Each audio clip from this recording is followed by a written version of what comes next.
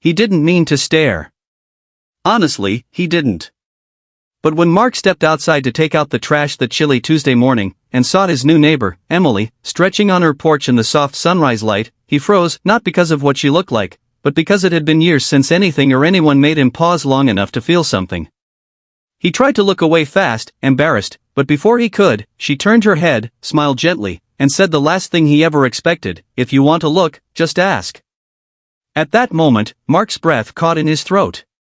A single dad who barely had time for sleep, let alone moments like this, wasn't used to attention. And certainly not used to someone saying something so bold, yet so kind, so casual, so human. He wasn't offended, he was stunned.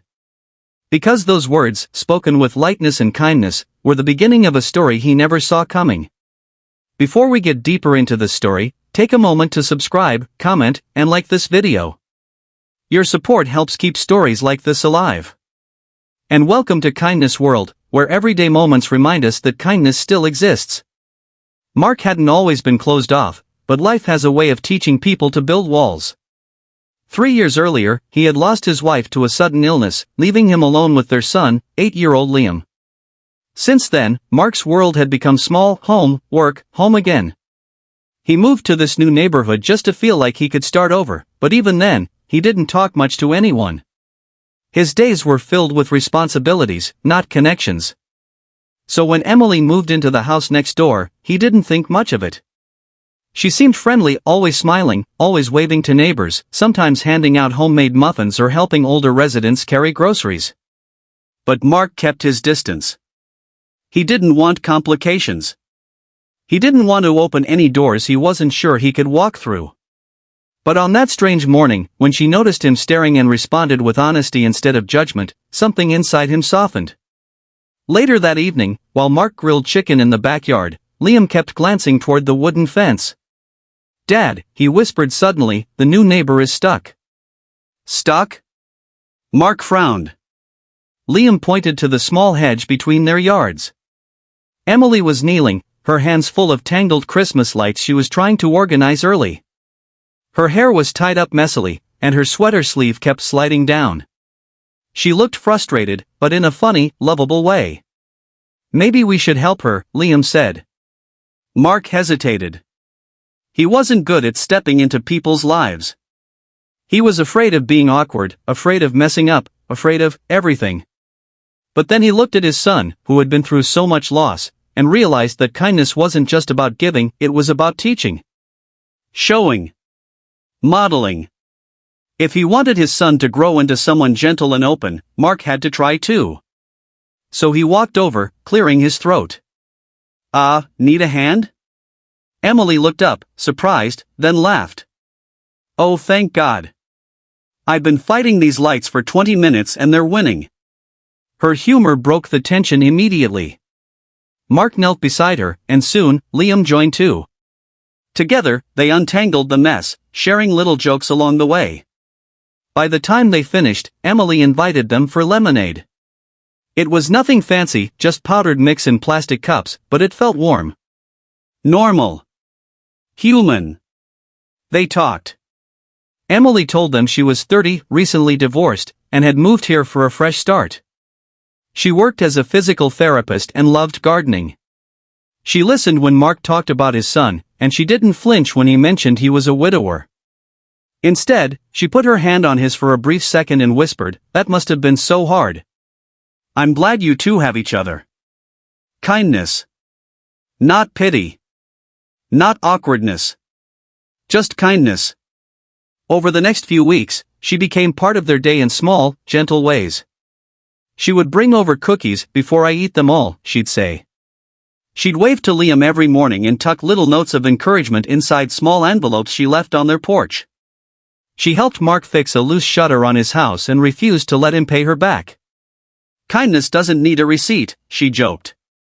But the moment that changed everything happened one rainy afternoon. Mark came home from work soaked and exhausted.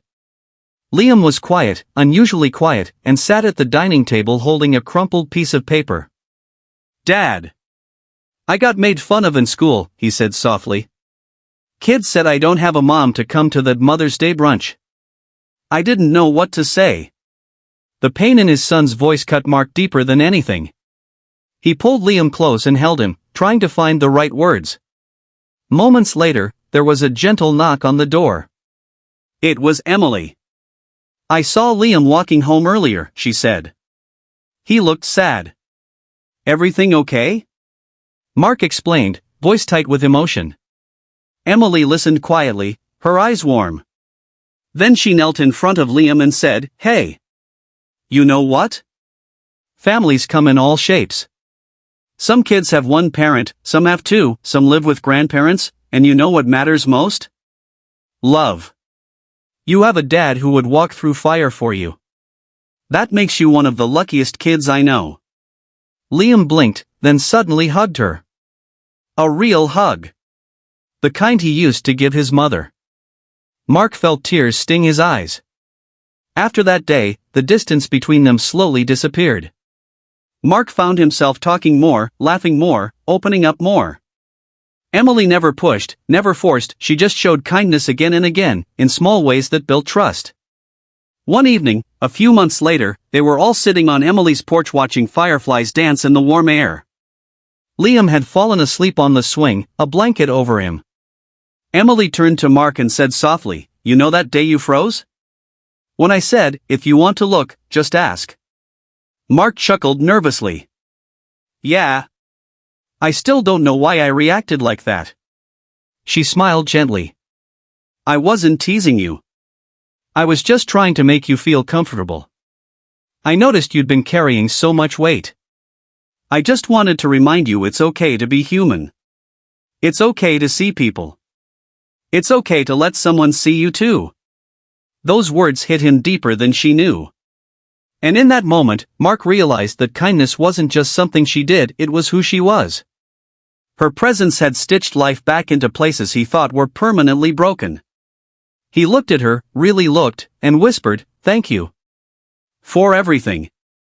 For being, you." Emily reached over, took his hand, and held it.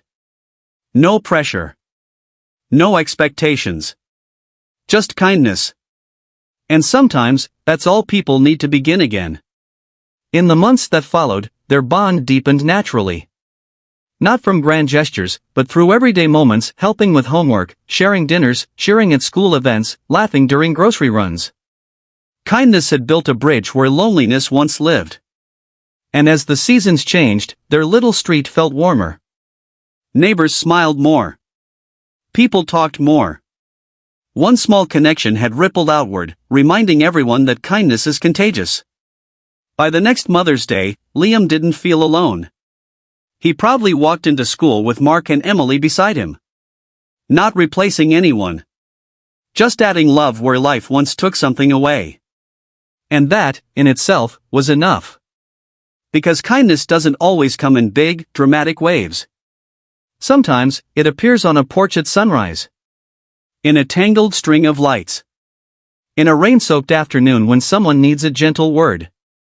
Sometimes, kindness is simply choosing to be there.